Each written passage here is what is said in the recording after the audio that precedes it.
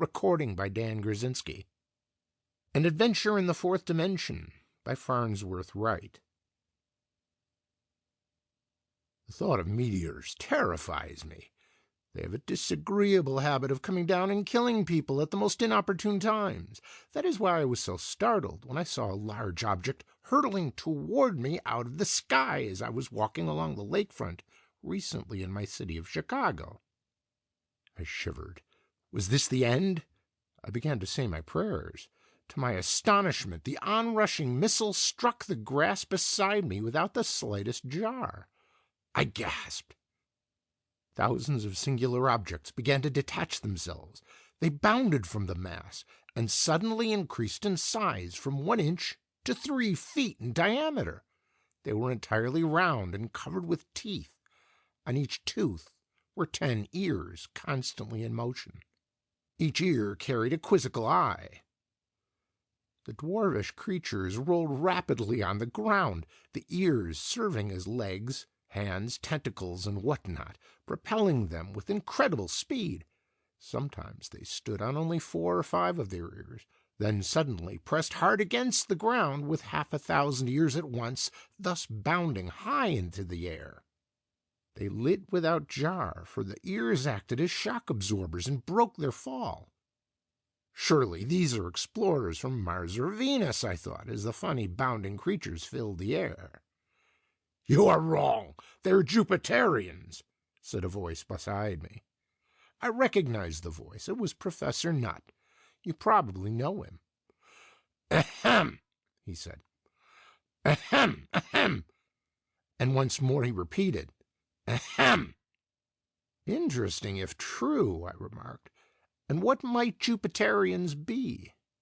"They might be men, but they're not," he snapped. "They are people from the planet Jupiter.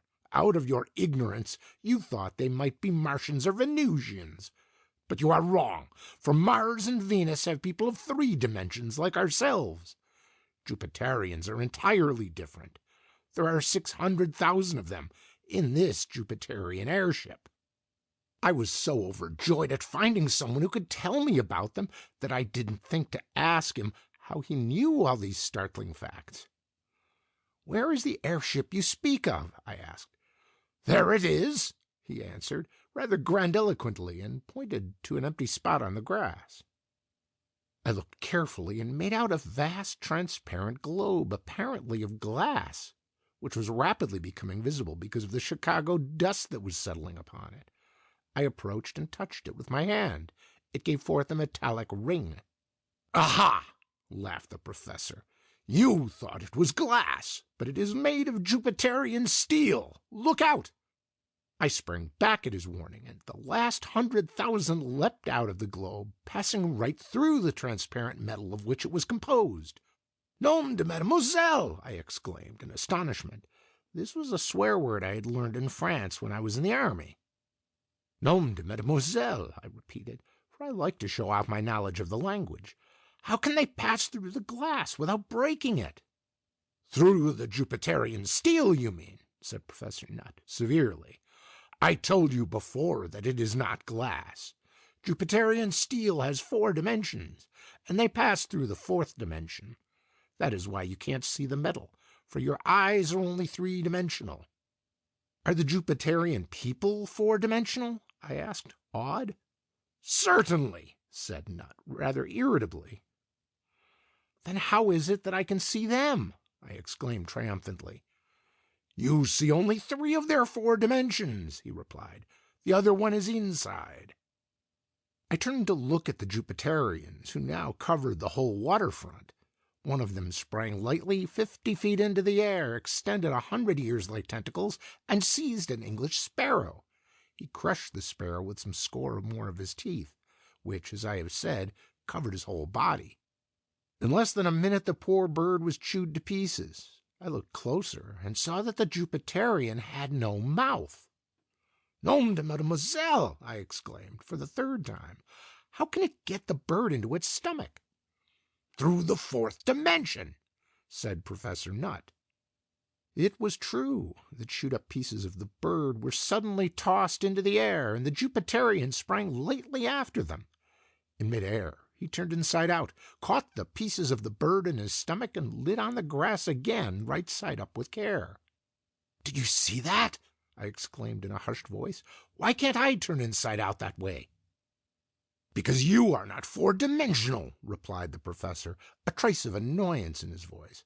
"It is a beautiful thing to have four dimensions," he rhapsodized. "Your Jupiterian is your only true intellectual, for he alone can truly reflect. He turns his gaze in upon himself." "And sees what he had for breakfast?" I gasped. "And what his neighbors had too?"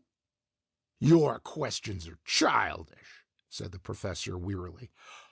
"A Jupiterian, of course, can look into the soul of things and see what his neighbors had for breakfast, as you so vulgarly express it.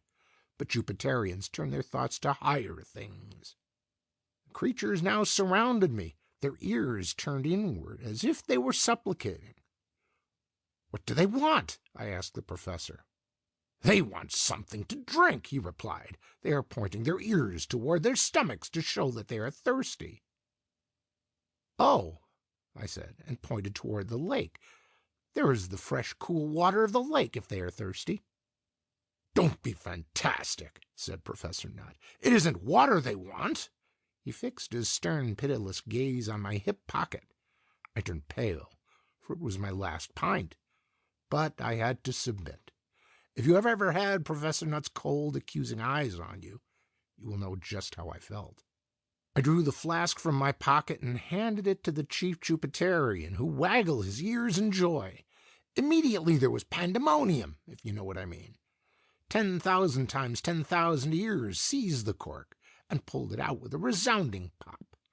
One thirsty Jupiterian passed right through the glass into the bottle in his eagerness to get at the contents, and nearly drowned for his pains.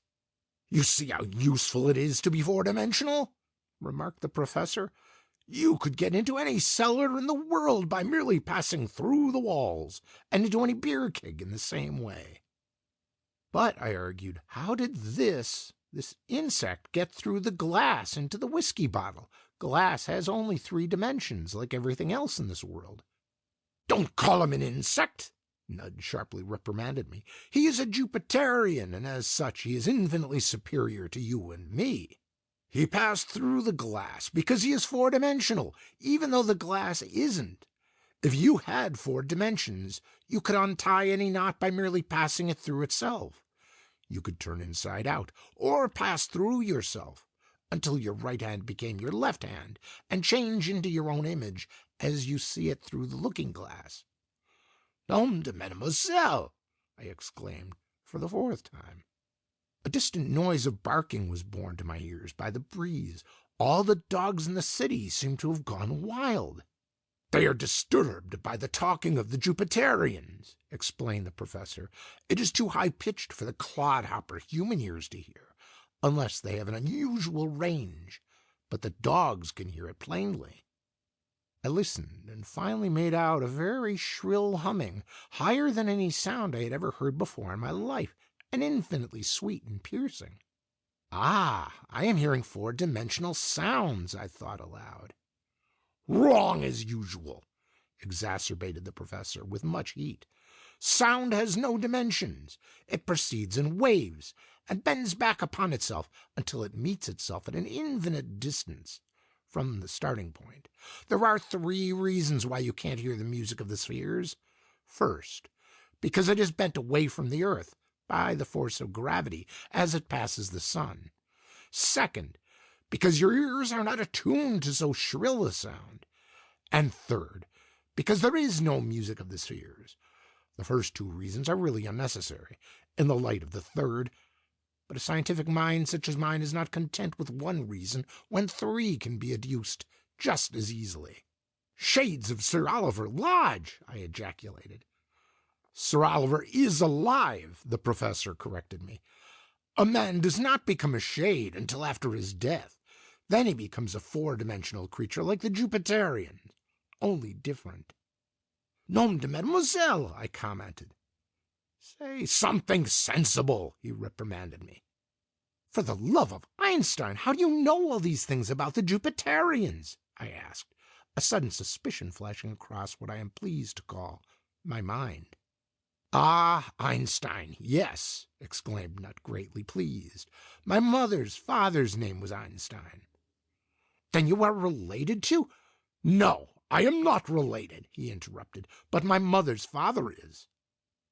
"A sort of four-dimensional relationship, I suppose," I remarked sarcastically.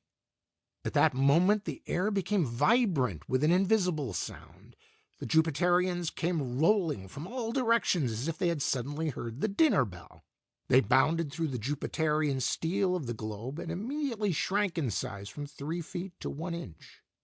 "The Jupiterian assembly call just blew," explained the professor.